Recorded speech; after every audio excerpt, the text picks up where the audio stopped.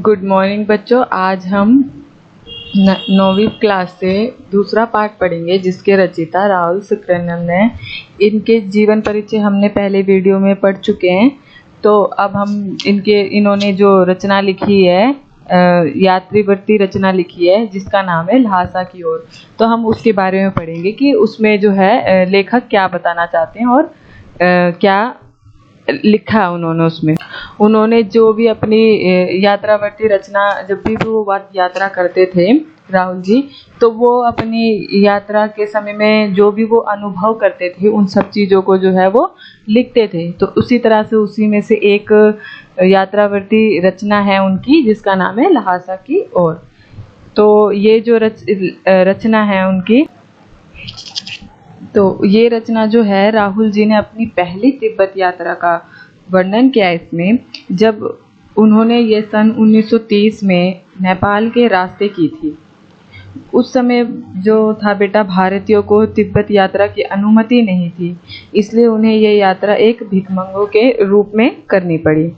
लेखक की यात्रा बहुत वर्ष पहले, जब फारी फील्ड कोपेट का रास्ता नहीं बना था जाने का, तो नेपाल से तिब्बत जाने का एक ही रास्ता था। इस रास्ते पर नेपाल के लोगों के साथ साथ भारत के लोग भी जाते थे। तो यहाँ जो रास्ता था व्यापारी और सैनिक रास्ता भी था। ये यहाँ से जो था कि व्यापार होता था और सैनिक लोग भी जो है यहीं से जाते थे, इसलिए इसे लेखक ने मुख्य रास्ता बताया है। तिब्बत में जाति पाति छुआछूत का सांवला नहीं था। वह औरतों, वहाँ पे जो औरतें थीं वो पर्दा नहीं डालती थीं। चोरी की आशंका के कारण भिखमंगों को कोई भी जो था बेटा घर में नहीं घुसने देता था। तो अपरिचित होने पर भी आप घर के अंदर जा सकते थे और ज़रूरत अनुसार अपनी झोली से चाय दे सकते थे। तो घर की जो बहू अथवा सास उसे आपके लिए पका देती थी। चीनी किले से जब वहाँ चले तो एक व्यक्ति को दो राहगीर देखकर थोलड़ के पहले के आखिरी गांव में पहुंच गए। जो लेखक थे वो उस गांव में, आखिरी जो गांव था वहाँ पे पहुंच गए। पहचान तथा भिखारी होने के कारण रहने को अच्छी जगह मिली, क्योंकि जो उस समय जो आपको पता है कि तिब्बत में जाने की अनुमति नहीं थी, तो जो लेखक थे उन्होंने किस रूप में यात्रा की थी? भिखमंगों के वेश में। तो इसीलिए जो है उनको अच्छी जगह मिल गई। तब उन्हें रहने की जगह नहीं मिली थी, लेकिन बाद में जब वो रास्ते से 5 साल बाद वह लोग जब इस रास्ते पर लौट रहे थे, तब उन्हें जो है रास्ते में जगह नहीं मिली थी और गरीबी के झोपड़ी में ठहरना पड़ता था, क्योंकि वे भिखारी नहीं थे बल्कि वृद्ध यात्री के वेश में थे। अगले दिन जब राहुल जी एवं सिमरती कौन थे? जो उनके दोस्त थे, जो बौद्ध धर्म के थे, बौद्ध धर्म जिनके जो अनुयायी थे वो उनके मित्र थे राहुल जी के। तो वो एक निकटतम डाल होटल पार करना था। डंडे तिब्बत में सबसे खतरे की जगह थी। 16-17 हजार फीट ऊंची होने के कारण दोनों ओर गांव का नामो निशान ना था। अब ये डोंडल है जो तिब्बत में एक जगह है जिसे बहुत ज़्यादा खतरा माना जाता था वहाँ पे, तो वो हजारों फीट ऊंची थी। तो उस गांव में डाकू का छिपने की जगह थी तथा सरकार की नरमी के कारण यहाँ अक्सर खून हो जाते थे।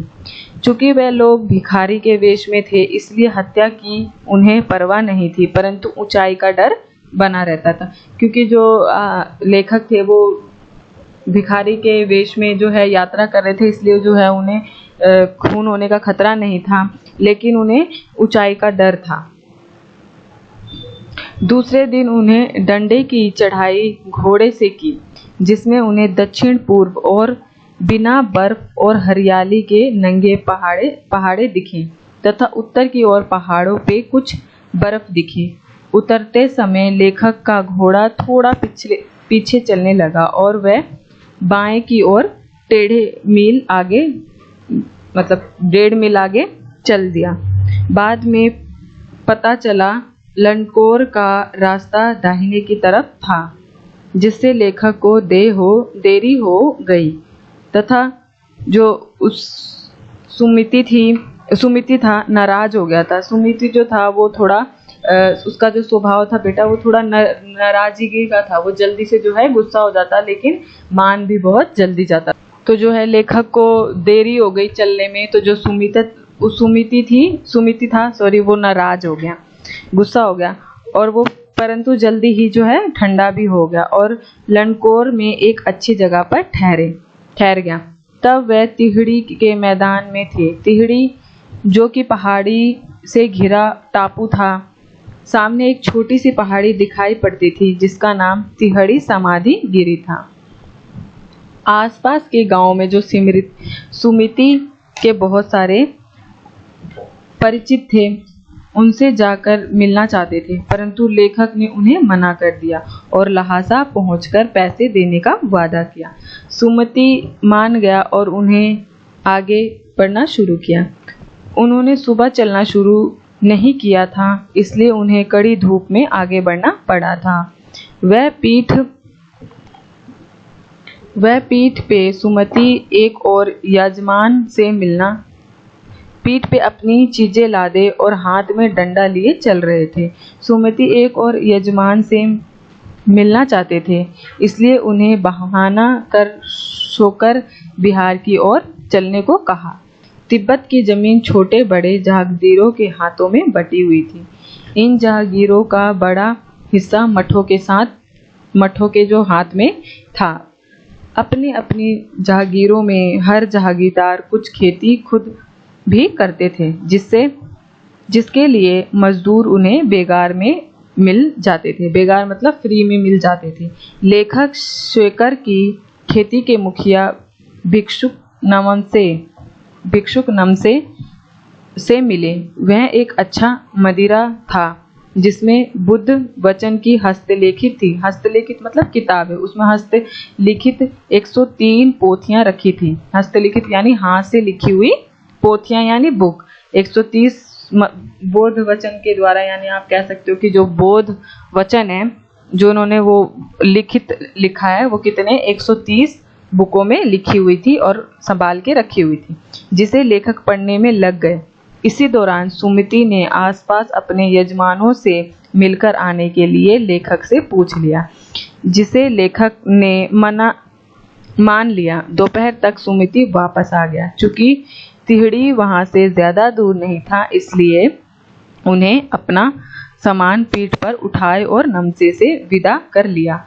तो इस तरह से जो है बेटा ये चैप्टर आपका कंप्लीट होता है। अब आपको इस चैप्टर को अच्छे से रीड करना है और आपको जो मैंने सारांश बताया वो अपनी नोटबुक में भी लिखना है।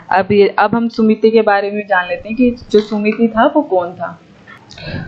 सुमिति वह लेखक को यात्रा के दौरान मिला जो एक मंगोल भिक्षुक था। उनका नाम लज्बोशेख था। इसका अर्थ है सुमिति प्रजा। अतः सुविधा के लिए लेखक ने उसे सुमिति नाम से पुकारा था। तो लेखक को जो है ये यात्रा के दौरान मिलते हैं, क्योंकि जो ये लेखक के यात्रा के दौरान इसलिए मिलते हैं कि जब वो उनको जो है रास्ता दिखाते हैं, बताते हैं तिब्बत के बारे में। तो इस तरह से जो है ये आपका चैप्टर कंप्लीट हो गया है। अब हम इसके क्वेश्चन आंसर कर लेते हैं। उससे पहले हम कुछ कठिन शब्द देख लेते हैं। दांडो मतलब क्या होता है? ऊंची जमीन। थोडल मतलब होता है तिब्बती सीमा का एक स्थान। भीटे मतलब होता है टीले के आकार सा ऊंचा स्थान। अब हम इसके क्वेश्चन आंसर करेंगे। पहला क्वेश्चन है कि थोडल के पहले के आखिरी गांव पहुंचने पर भिखमंगों के वेश में होने के बावजूद लेखक को ठहरने के लिए उचित स्थान मिला, जबकि दूसरी यात्रा के समय भद्र वेश भी उन्हें उचित स्थान नहीं दिला सका। क्यों? इसका मुख्य कारण था कि संबंधों का महत्व। तिब्बत में इस मार्ग पर यात्रियों के लिए एक ऐसी व्यवस्था नहीं थी, इसलिए वहां जाने पहचान के आधार पर ही ठहरने का उचित स्थान मिलता था। बिना जान पहचान के यात्रियों को भटकना पड़ता था। दूसरे तिब्बत के लोग शाम 6 बजे के बाद छड़ पीकर मस्त हो जाते थे। तब ये यात्रियों की सुविधा का ध्यान भी नहीं रखते थे। उस समय के तिब्बत में हथियारों का कानून न रहने के कारण यात्रियों को किस प्रकार का भय बना रहता था? तो उस समय जो तिब्बत में हथियारों संबंधित कानून न होने के कारण यात्रियों को हमेशा अपनी जान का खतरा बना रहता था। लोग हथियारों को लाठी डंडे की तरह लेकर चलते थे। डाकू अपनी रक्षा के लिए यात्रियां या लोगों को पहले मार देते थे, तब देखते थे कि उनके पास कुछ है या नहीं। इस तरह हमेशा जान जोखिम में रहती थी। तीसरा क्वेश्चन आता है आपका कि लेखक लोकर के मार्ग में अपने साथियों से किस प्रकार बिछड़ गया?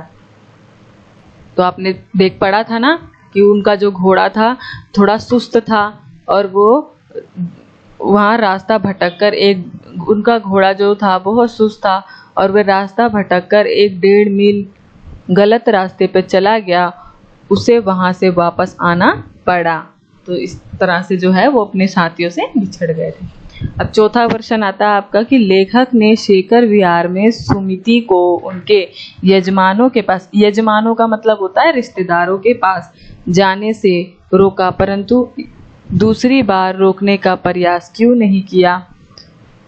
लेखक जानता था कि शेखर विहार में सुमिति के यजमान रहते हैं। सुमिति उनके पास जाकर बोध गया के नाम पर किसी भी कपड़ों का गट्ठा देकर दक्षिणा वसूल करते थे। इस काम में वे हफ्ता लगा देते थे, इसलिए मना नहीं किया। अब आपका पांचवा प्रश्न आता है कि अपनी यात्रा के दौरान लेखक को किन कठिनाइयों का सामना करना पड़ता था? अपनी तिब्बत यात्रा के दौरान लेखक को विभिन्न कठिनाइयों का सामना करना पड़ा। एक बार वह भूलवश रास्ता भटक गए। दूसरी बार उसे बहुत तेज धूप के कारण बहुत ही परेशानी हुई। छठा क्वेश्चन आता है आपका प्रस्तुत यात्रावर्त के आधार पर बताइए कि उस समय की तिब्बत समाज कैसा था। इस यात्रावंशी से हमें ये पता चलता है कि उस समय जो तिब्बती समाज में प्रथा, छुआछूत जैसी बुराइयां नहीं थी। महिला अजनबी लोगों को भी चाय बनाकर दे देती थी। नम्र शिफ्ट के भिखमंगों को छोड़कर कोई भी किसी के घर में आ जा सकता था। पुरुष वर्ग शाम के समय छाछ पीकर मदहोश रहते थे। वह अंधविश्वास भी नहीं था। समाज में अंधविश्वास का बोलबाला नहीं था। अब आपका सातवां क्वेश्चन आता है, मैं पुस्तक के भीतर था, नीचे दिए गए विकल्पों में से कौन सा वाक्य? तो आपका ये वाला पहला, लेखक पुस्तक पढ़ने में रम गया। लेखक पुस्तक के शेल्फ के भीतर चला गया। लेखक के चारों ओर पुस्तक थी, तो आपका ये क्वेश्चन ठीक है, लेखक पुस्तक पढ़ने में रम गया था। अब आपका आठवां क्वेश्चन आता है कि स्मृति के यजमान और अन्य परिचित लोग लगभग हर गांव में मिले। इस आधार पर आप स्मृति के व्यक्तिगत की कौन सी विशेषता का चित्रण कर सकते हैं? सुमिति की जो है देखो, पहला, सुमिति मिलसार और हंसमुख व्यक्ति था जिनकी जान पहचान दरियार विस्तार थी। सुमिति अपने यजमानों को बोध गया से लाए कपड़े के गट्ठे बांध कर दिया करता था। उन्हें दक्षिणा लेता था। सुमिति लोगों की आस्था का अनुचित लाभ उठाते थे, पर इसकी खबर लोगों को भी नहीं लगने देते थे। वे बौद्ध धर्म की गहरे आस्था रखते थे बौद्ध धर्म में। हालांकि उस वक्त मेरा भेष ऐसा नहीं था, कुछ भी ख्याल करना सही चाहिए था। उक्त कथन के अनुसार हमारे आचार विचार के तरीके वेशभूषा आधार पर तय होते थे। उसकी समझ यह उचित था, अनुचित व्यक्ति, ये आपको उचित और अनुचित बताना है इसमें। तो यह बात सच है कि हमारे आचार विचार के तरीके वेशभूषा के आधार पर तय होते हैं। हम अच्छा पहनावा देखकर किसी को अपनाते हैं तो गंदे कपड़े देखकर उसे धुतकारते हैं। लेखक भिखमंगे के वेश में यात्रा कर रहा था, इसलिए उसे यह अपेक्षा नहीं थी कि शेखर विहार का भिक्षुआ उसे सम्मानपूर्वक अपनाएगा। मेरे विचार में वेशभूषा देखकर व्यवहार करना पूरी तरह ठीक नहीं है। अनेक संत महात्मा और भिक्षुक साधारण वस्त्र पहनते हैं, किंतु वह उच्च चरित्र के इंसान होते हैं, पूज्य होते हैं। परंतु ये बात भी सत्य है कि वेशभूषा से मनुष्य की पहचान होती है। हम पर पहला प्रभाव वेशभूषा के कारण ही पड़ता है। उसी के आधार पर हम भले बुरे की पहचान कर सकते हैं।